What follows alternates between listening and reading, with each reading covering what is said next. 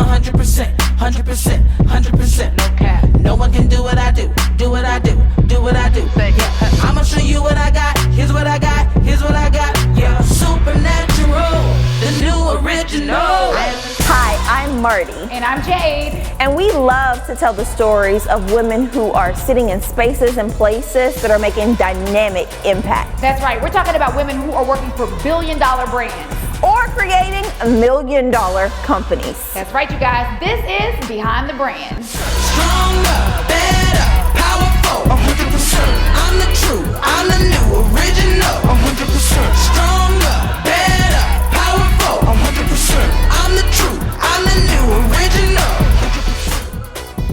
Welcome to Behind the Brand, the stories of women who work for billion-dollar brands or are creating $1 million companies. I'm super excited for today's episode as we chat with Iris, who's the CMO of Dallas Mavs. Welcome, Iris. I'm from Dallas, my first generation Mexican here in Dallas. My parents are Mexican immigrants from San Luis Potosí.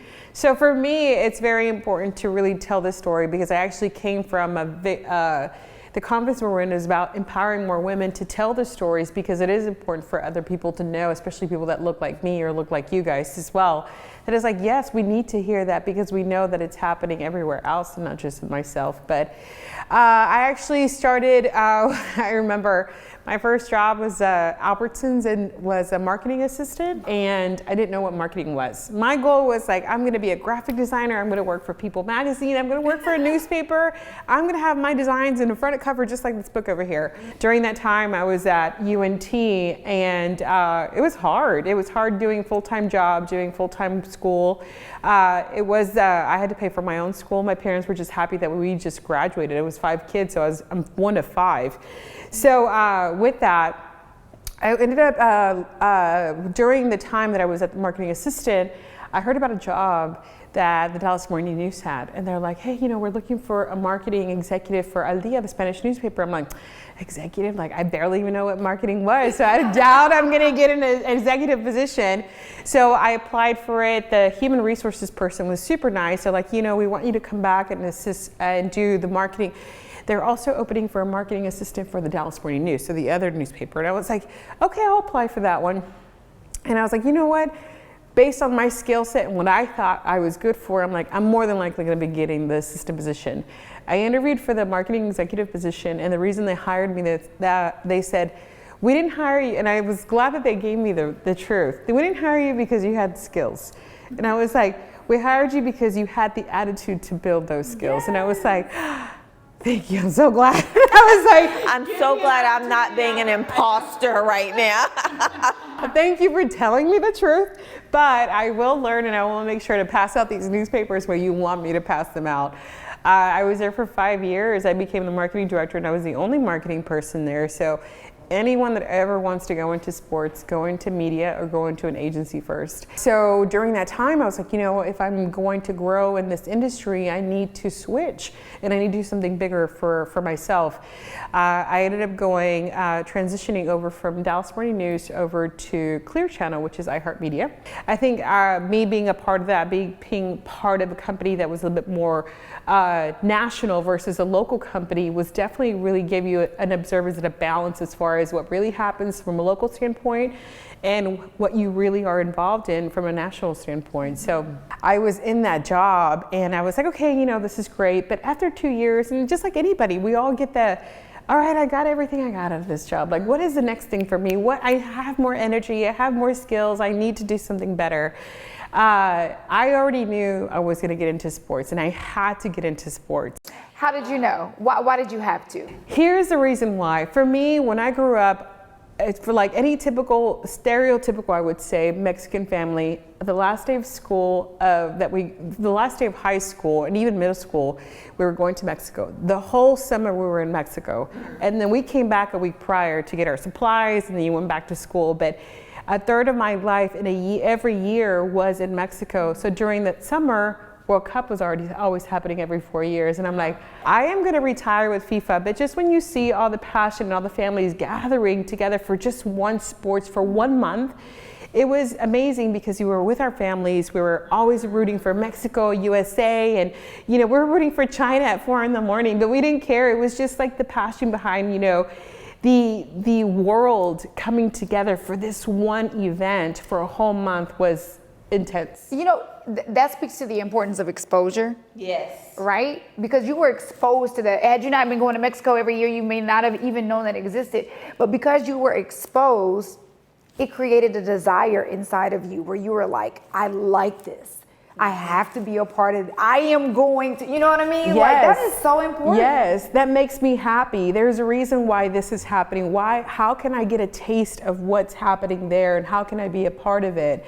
And that's where I was like, okay, I'm gonna get into sports somehow. Huge Maverick fan back then. And I was like, yeah, I was a fan. I was like, okay, yes, I'm going to a game. I don't care if they're nosebleeds. I want to be there in the action, knowing that you have 20,000 fans rooting for the same team that you are. But it's that drive, it's that emotion and that passion behind your country, your city, and your colors, and your town, and your family.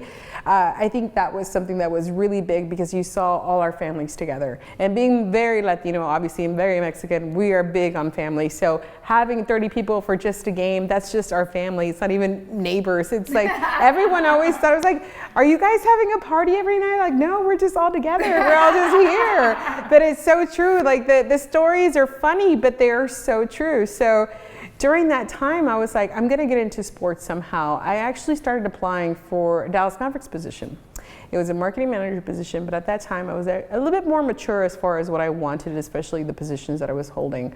I was a marketing director and creative director for Clear Channel Media, so I oversaw all the creative campaigns that were going out and the creative team there.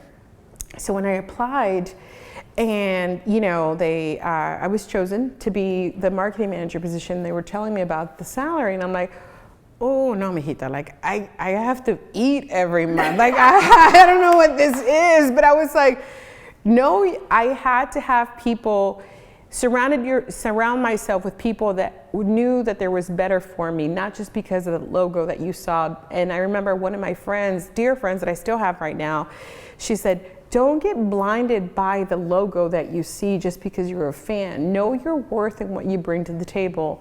I had another friend that was in finance, and I told him, and he's like, you know how long you have to get back into the salary that you are now, just because all you saw was that logo and your dream and all this. So I turned down the position. I think the next 2 weeks after that, I was crying. I was depressed for 2 weeks. And the sense of, man, that was my opportunity. And I said, no, like, why did I do that and regret and just like, you know what, maybe I should go back and just say it's okay. I'm like, no, hell no. I know what I bring and I have too much experience to come into this right now. But don't women deal with that a lot? Oh my God, yes. Where they don't know, they're afraid to say what they're worth. They're afraid to speak up. I don't know if you guys saw recently, there was this tweet that this recruiter sent out saying, hey, this girl, the cap of the position was 130. She only asked for 85. I never spoke up and said anything. And she was a woman. And specifically, she was a black woman to another black woman who didn't speak up. And I thought, if there were people along the way, along your pathway that could just nudge you and be like, ask for a little bit more, they'll give you more.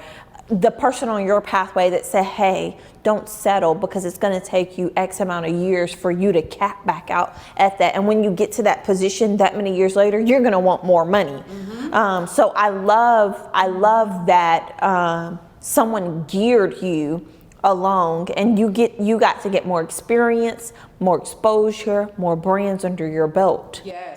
And more money. Yeah, hello. It's true, but it's like so many women settle because they're like, well, I'm gonna get in. Like, no, don't, because you know how many men do not do that. No offense, sorry. Yes. But no, they don't do that, and they actually fight for more. And we literally were talking about this today. I'm like, why? Why do we teach ourselves to be this way? And we have to be those women to tell the next round, saying, no, ask for more, and I'm going to tell you how you can do it because I did it. Exactly. So we are far and few, but we will be more. So for me, during that time, I was happy that I met these people and that these people were still in my circle in the sense of to be able to guide me and say, Iris, stop looking. You're blinded by this dream, which is a good dream, but don't forget to know your worth along the way. That's beautiful, So it was Iris. that, and I'm That's just beautiful. like, okay, you're right. So trust me, I was depressed, I was sad, but I was like, okay, so But I'm this about to is go back to my where, job. this is This where, is paying I know, me. this is where it really got started.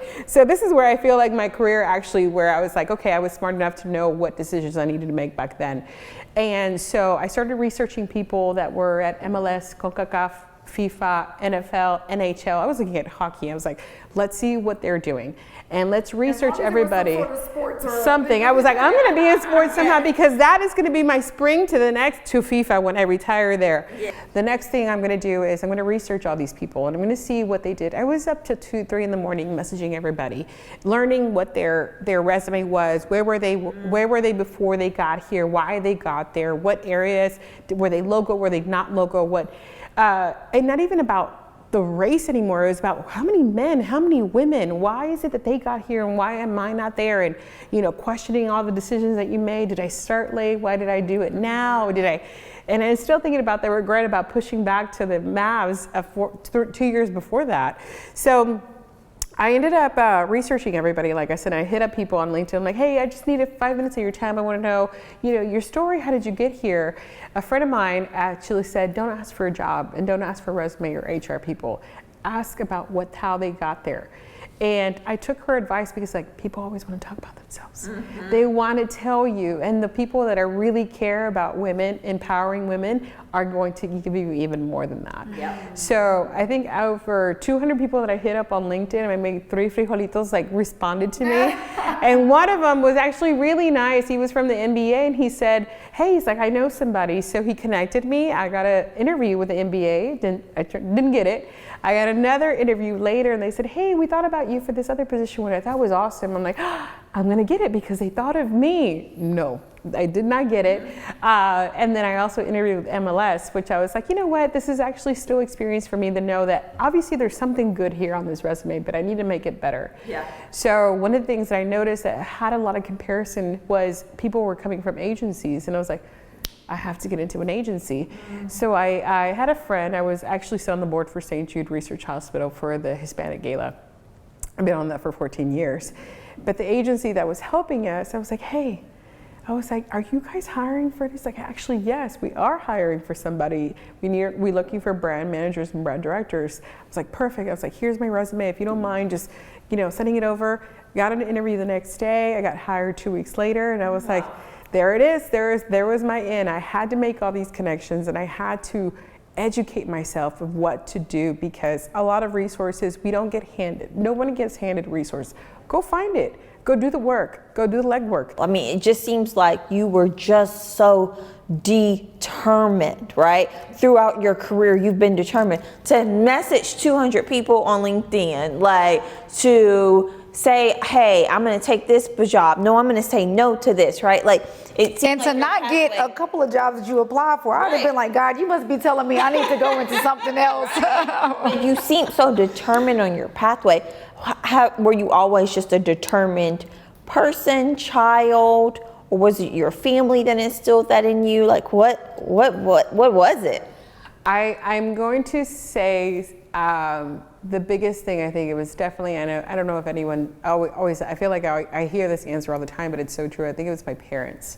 My parents were very limited in resources when they were getting brought up and when they came to the States, that they worked at a ranch and my dad took care of horses, is what he loves horses so much.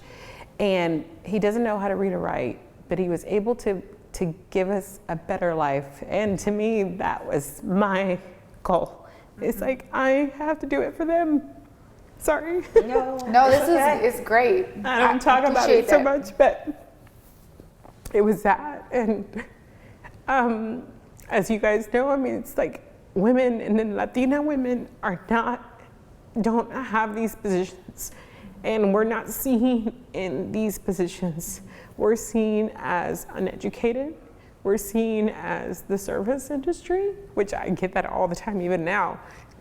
And we're seen as we're always overlooked and thinking that we're not the educated people or the right people to be in these positions. I'm like, because you overlook me, you're the uneducated one. Because if you only knew how much I bring to the table, and I'm going to show you. I'm not going to tell you.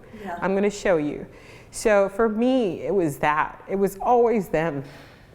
And I was the only one that went to college. I was the only one that's been in a profession. My sisters and my brother, they're very proud of me. They're very supportive. So I never throw in their face like, oh, I was the best child. No, I think they understand. They all pick their paths, just like you guys pick your paths. And for me, it was that. And it was like, I have to not be a stereotype, and I will not be part of the statistics that you see all the time where, young women getting pregnant or not having a family or not having resources. I'm like, there's resources out there. Do the legwork and educate yourself on this. Even if it's just reading stuff on LinkedIn, read it. There's so much information out there. So I hate hearing that, well, I didn't know. Ask. Open your mouth, ask questions, because I had to do it. That means that if I was able to access free resources, they're free for you too, and everybody else also. It takes time. It takes determination. And it takes that. I'm like, just do it. You were definitely determined, Iris, and I love that about your story. Like, as you're just sitting here telling us and sharing with us, I'm like, there is a determination in her, and I love that, what you took as your lack, you allowed it to be the source that drove you forward through your career. So you're at an agency, you're grinding it out. How long did you stay at the agency? I was there for a year. I was overseeing, it was an agency where it was a lot of Latino men. So very machistas, very much I'm the boss, you just adhere to what I'm saying. Like, oh, if you only knew how many times I had to bite my tongue just to keep everything cool. But that's what we have to do all the time. It's like, gets you're telling me with your eyes, and I get it, trust me. And it's like, you know what, one day you're going to see something, and you're going to be very surprised. And one of the early on things that I learned, especially when I was at Aldia, one of my mentors, is treat everybody with respect, because you never know where they're going to end up. You never know where you're going to end up. And it doesn't matter who didn't respond to your email, who didn't show up to the event, who said yes and then said no. Don't worry about that. Because eventually all that stuff. I have a tally list of my no's. I have a running list of people who the no's, the naysayers, the doubters. Oh, you better believe it. I'm like, wait till you see me on billboards. Wait till you buy my record, okay? Yes. Yes. So you email me asking me. Oh, yes. For that. So trust me, those were the other moments where I'm like, I'm going to treat you as a person because that's who you are. You see titles. I don't see titles. I see Marty. That's all I see. And that's one of the biggest things that I talk to a lot of Latinas who are in high school. They're like, oh, I just want this and I want that. You can do it. Everyone can. You got to put your mind to it, and you really have to do the homework. Be prepared. Be prepared and be smart about it too. Sometimes we're going to get it wrong, and that's okay. But trust me, it took me this long to get to where I was. But I had to learn all that to build my character, to build my skills too. So it's okay. I went to the agency, and I was there for a year. And one of the guys there, I told him that I had wanted to be in sports. And I've been always very vocal about, I'm going to retire with FIFA one day, just watch. I told him, and I said, hey, he's like, hey, I actually was interviewing with the Dallas Mavericks. They're hiring, they're reorganizing the marketing team, and they're looking for people. And I know you want to be in sports. Why don't you check it out? And he didn't know that somebody at the agency was actually interviewing. So it was someone I knew. So I obviously was like, oh, okay, great, cool. And I said, we had like side cooler conversations like, oh yeah, one day I'm going to be here and I'm going to do this and I'm going to do that. And I had never told him the story about what happened with me, the Mavericks, and I never said anything to him. And I was like, okay, cool, yeah. I was like, how about you he's like, if you want, give me your resume. And this is what I did. Give me your resume and I can send it over to them. I was like, no, give me their email. I'll speak for myself. and I'll send them my resume and I'll let them know. Just give them a heads up and I'm about to do it. He's like, yeah, no problem. And I was like, I don't want anyone else speaking for me. I can speak for myself.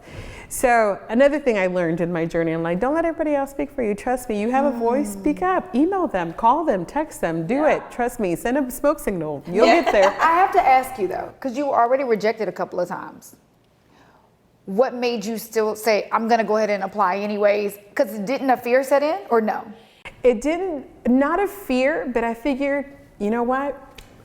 What do I have to lose? What do I have to lose? I like you. What do I have to lose? I mean, if I already got rejected 4 times and I rejected one of them, I'm like, but what do I have to lose? So I was like, okay, you know what? I'll go ahead and apply. I applied and they sent me the invite. They're like, yeah, of course, we definitely are looking for somebody, so we want to make sure that we interview you. I said, great.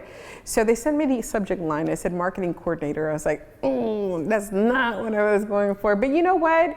Doesn't even matter. You know why? Because if they are reorganizing the department, I'm going to get in and I'm going to meet some people. And if it's you two ladies, I'm going to make you like me somehow. And then you remember me whenever you open up a different position, because I want to come back and meet with you guys again to see if I can come and do the job. So I did. I applied and I went and I interviewed them, and they were holding my resume and they threw it on the table and they said, you're overqualified. And I'm like, why didn't you guys read this before I got here? But I was like, yes, I am. I don't want to waste your time. But I did want to meet with you guys just in case there was an opportunity that opened up later, that in case you guys are really reorganizing. A week later passed by. They said, hey, we want you to meet with the HR department. I was like, why? They're not even hiring. I was like, okay, no problem. So I went, I interviewed with the HR department. I was like, hey, I met with them. There was a 30-minute conversation. It ended up being an hour and a half. And then at the end, they said, we're not hiring. I said, completely understand. I don't want to waste your time, but I did want to meet with a few people just in case, again, the same spill. If you guys are reorganizing the department, I want to be considered in case there's a position that opens up that I'd be qualified for. Great conversations, everything was good. A week later, hey, we're opening a position for a senior marketing manager. I'm like, that's not the position I'm looking for, but you know what? I'll apply. Doesn't matter. I'll just do it anyway. I was so busy on a shoot in Miami because we're shooting this commercial for Metro PCS back then. So then I submitted it. It was a Friday, and then I emailed the lady and I said, hey, just giving you a heads up. I applied for the position. And on Monday, I didn't hear anything. I was like, all right, that's cool. They're probably interviewing for this role. On a Thursday, July 19th, I remember, I got a call from the Dallas Mavericks. They were offering me the position. It was my birthday, so it was the best birthday gift I got. I was meeting with my family that evening for a birthday dinner. So my parents obviously knew all the work that I had been trying to put in, trying to get in the door. I just need one door to open for me so I can show you what I have to bring to the table. So they offered me the position. I was like, I thought y'all were interviewing. They're like, no. The lady told me, she's like, we opened the position for you. Then we want you to come in to work with us. And I was like, okay. Well, I came in. 2 weeks later, they wanted me to see what I brought to the table. And they said, we want you to be the new marketing director, but we needed to get you in first before we could make that decision. And here's your new salary. I was like, oh, shoot. A Black woman, which I love right now, her name is Tarsha. She's like, I was fighting for you because I know my daughter's going through the same thing, and I want you to be a part of this story, and I want to be able to be part of your story. Wow. So 8 months later, I ended up being the senior marketing director, overseeing the marketing department. 7 months later, the CMO that was there left the company. It was November 14. I got pulled into the CEO's office at Marshall. Love her. Yeah. Just remember, just that energy. No one needs coffee after she walks in with that energy. She pulled me into her office. Unfortunately, he left the day before, and of course, I was still trying to get all that synced in. I'm like, hey, what happened and why? And a few weeks before that, I had gotten pulled into her office. She said, if I need you to run the marketing team, are you ready? And I responded, I've been ready. And it felt like a movie scene, like something was like, okay, part 2 is about to happen. So she walks out. She's like, we never had this conversation. So I'm like, okay, I know something's happening, but no one's telling me anything. Unfortunately, my boss left the next day. She pulls me in before she meets with all the marketing team just to give them the news. she pulls me in and she says, and this is where it all happened. She's like, hey, I want you to meet with Mark. I want you to know this, that he knows about you. He has your resume. This is how he likes to work. I like to work like this. And in my mind, I'm like, what's happening? Because my boss just left yesterday and I'm still trying to let that sink in. And she said, what title do you want? And in my mind, I said, with all due respect, I said, I don't care what title I have. I just want to do a good job. And she said, let me tell you something. Me and your old boss talked about this, and you're going to be the CMO because we don't want anyone to think that you deserved anything less. And that's that's how it happened.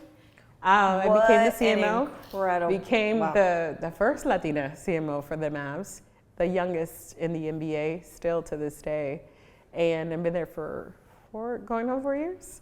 So that's my story. Till this day, I always tell people. Girl, I cannot. I've been like, okay. Just love that. But I tell people, work hard, trust me, it's worth it. And the best compliment was the one that was never said was, why her? And I think everyone saw the work that I put in, the hours and late hours that we were in. I think I worked 4 people's jobs at one point before all that happened, and they saw the reason why. And for me, it was like that 2 seconds when she said that, it reminded me of all the 14 years that I was like, it's almost like when you can rest, you're like, there it is. There's the recognition, the acknowledgement that I do matter, that I do belong here, that I do deserve a seat at the table, and that I am important. And so I tell people too, every time, I'm like, don't worry about these titles. People get so blinded with these titles. Worry about your name. That's the brand that everyone's gonna remember. Because when you walk out that door, nobody cares about Iris. Nobody cares about about CMO. They just know me as Iris. Yeah. And that's all people are gonna remember. When you're hiring people at your jobs, they remember you, not the title that you had at the company. And I'm like, on your tombstone, it's your name, your brand, not anything else. Remember that, because people get so sucked into these titles. And that's where I'm like, I'll go pick up t-shirts from a warehouse and drop them off at the arena. Nothing is beneath you. You are a human being just like everybody else. Treat everybody like that, because that's how you're going to get to the next door. Iris, that was the most heartwarming story, the most authentic story, the most connectivity story, and I love your determination of it. Thank you so much for being a part of Behind the Brand and sharing. This is the woman behind the brand of Dallas Mavs. But in so many ways, your story is not the Dallas Mavs CMO. Your story is everything that happened before then, all that's gonna happen after, and we are here to celebrate with you when you get the FIFA role and you are working at that organization and you get to retire. So thank you so much for being a part of Behind the Brand with Boss Women Media.